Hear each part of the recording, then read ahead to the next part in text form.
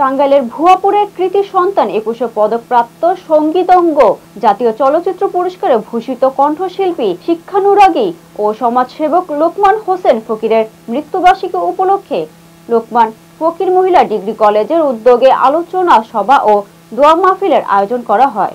টাঙ্গাইল প্রতিনিধি সৈয়দ সারোয়ার সাদি রাজু আইটিভি বাংলাকে জানিয়েছেন, বৃহস্পতিবার উপজেলার লোকমান ফকির মহিলা ডিগ্রি কলেজে অডিটোরিয়ামে আয়োজিত এই অনুষ্ঠানে শিক্ষক, শিক্ষার্থী, স্থানীয় বিশিষ্টজন ও মুক্তিযোদ্ধাদের উপস্থিতি ছিল।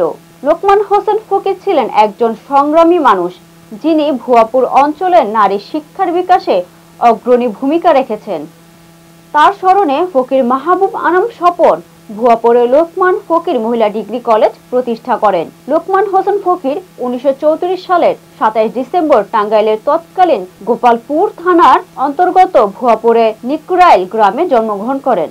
আমায় একজন সাদা মানুষ দাও, যার রক্ত সাদা, ধর্ম বর্ণ নির্বিশেষে মানবতা ও মানুষকে ঊর্ধ্বে রেখে ভূপেন হাজারিকার গাওয়া বিখ্যাত এই গানের রচয়িতা ও সুরকার লোকমান হোসেন ফকির।